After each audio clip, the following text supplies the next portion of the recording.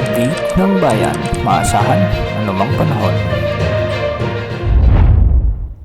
Magandang oras po sa ating lahat. Narito na ang pinakahuling update para sa binabantayan pa rin nating si Bagyong si Emong na ngayon ay patuloy ang paglakas sa West Philippine Sea habang ito ay kumikilos ng patimog kanluran. Samantala habagat naman ang nagdadala pa rin ng mga pag-ulan sa mga oras na ito sa malaking bahagi ng ating bansa.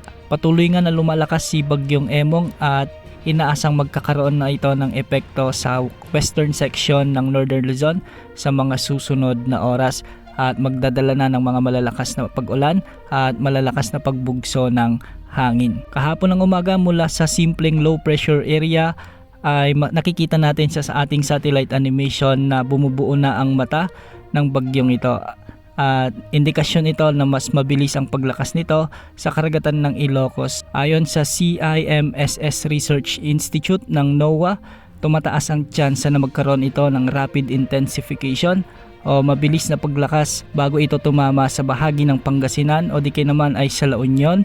Hindi rin inaalis ang posibilidad na sa Ilocos Sur o Ilocos Norte ito maglandfall ngayong araw ng gabi. Sana italang kasaysayan ay karibal nitong bagyo noong 2009 na may parehong pangalan na Bagyong Emong din ay nabuo rin ang bagyong ito sa kanlurang bahagi ng ating bansa. Dumaan din ito sa malaking bahagi ng Ilocos Region at Cordillera Region.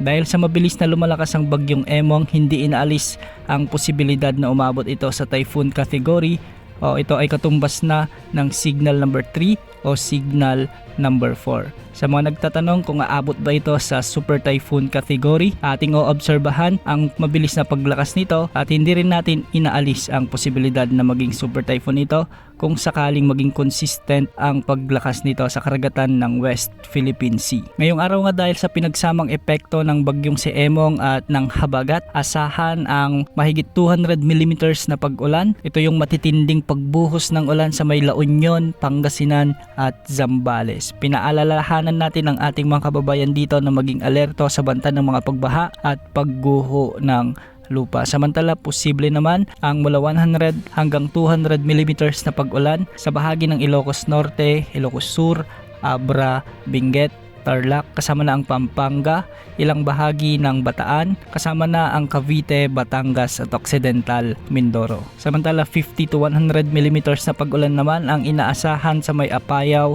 Kalinga, Mountain Province, Ifugao, Benguet, kasama na ang Nueva Vizcaya, Nueva Ecija, Bulacan, Rizal, Metro Manila, sa may Laguna, Oriental Mindoro, Marinduque, Romblon at Palawan. Ang mga nabanggit na lugar ay pinapayuhang maging alerto sa banta ng mga biglaang pagbaha at pagguho ng lupa, lalo na yung mga ilang araw nang nakakaranas ng mga pag-ulan dulot ng habagat at ng mga bagyong nagdaan sa ating bansa. Ngayon pa lamang ay pinapayuhan na rin natin ang ating mga kababayan sa may Ilocos Region na maging handa sa banta ng nagbabandyang si Bagyong si Emong dahil malaki ang potential nitong maglandfall lalong-lalo na sa Ilocos Region at hindi rin inaalis ang posibilidad na duman ito sa ilang bahagi ng Cordillera Administrative Region.